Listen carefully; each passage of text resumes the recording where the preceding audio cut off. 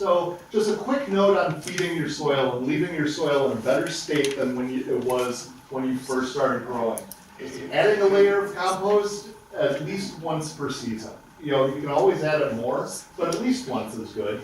A real good thing you can do before winter comes in is when you rake your leaves, rake them over your garden. Or if you have a raised bed, you know, put a layer of leaves in there that's 4 inches thick. Leaf mulch is a pretty heavy organic matter. It doesn't break down real easily, protects your soil over the winter, and you're ending the season with more soil than you started with. So, you know, just a couple little tricks for you.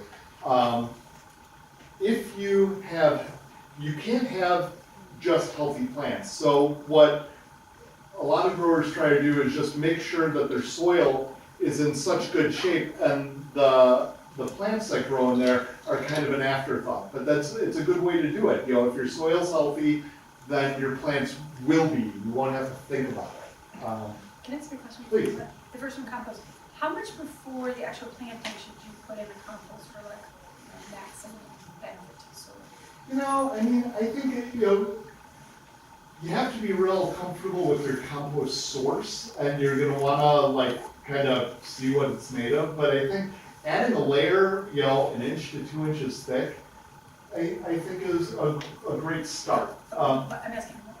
Oh, when? When, yeah. I would do it in the beginning of the season, personally. But And like then, before you're planting, like a month before you're planting or no, something? it just doesn't right- have to doesn't be. have to. The best thing about compost is that it's, you know, if you had, say, a whole tomato plant and you just pulled it out of the ground and left it in the soil, your soil would be using energy to break down that tomato plant. Compost is already broken down. So it's not hurting anything if you put compost in and plant the plant. Or, you know, with my tomatoes, when I was growing a lot of tomatoes, I would dig the hole, put the plant in the ground, dump compost on it, and cover it. You know, so, you know, putting it in like as you start your garden, I think is a great way to start. And if you have plants that are heavy feeders, you know, like your broccolis or your cabbages, you could add a scoop when you're planting that one plant as well. Underneath it. Or on top, you know, I mean, you know, the top inch or two of soil is where a lot of the activity happens. So compost can stay right on top. Please. 35 years ago, I lived down close to Springfield, but I was out in the country. Okay. I mean, one year there were beans around me, and the next year it was corn. Mhm. Right?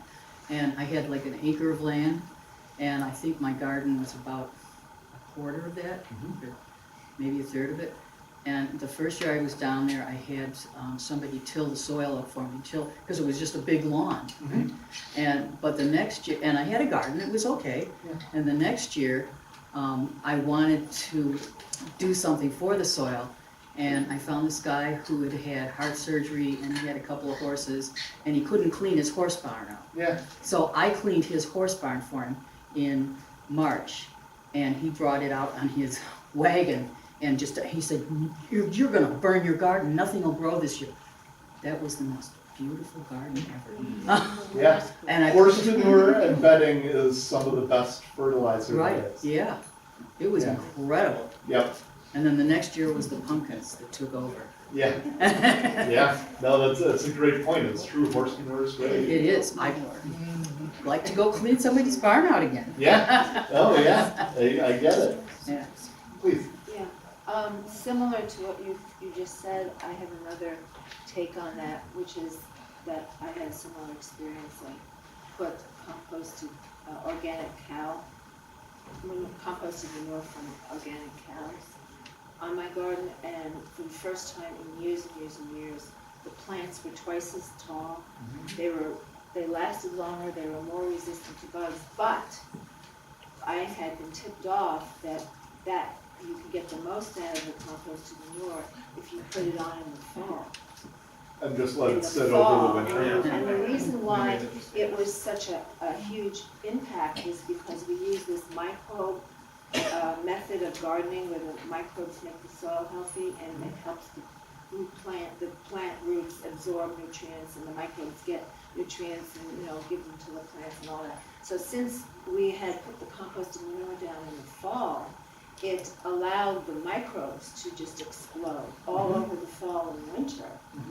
And that's, I think, why we had such an exceptional result from the composted manure application. So everybody in the Deep Roots team now, we get composted organic cow manure, but in all the literature that I read, they say for normal gardens, horse manure is wonderful, but for edible gardens, you should never, ever, ever use composted horse manure because the kinds of chemicals that they use to treat the horses are really bad for the human food.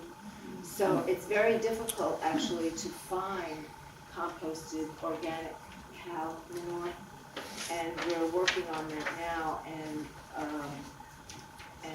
but we're going to continue to work on it, and we get it in pretty good quantity right now, but I And do you think, just update on the website when you have it in, or? yeah, we'll have to update on the website when we have it in, so, but when we get our huge quantity, it's always going to be in the fall.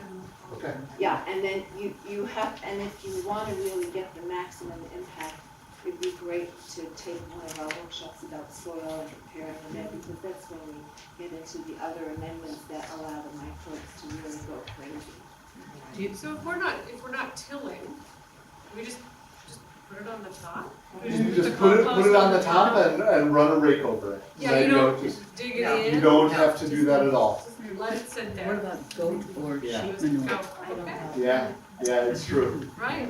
Please. I have a question for you and the group.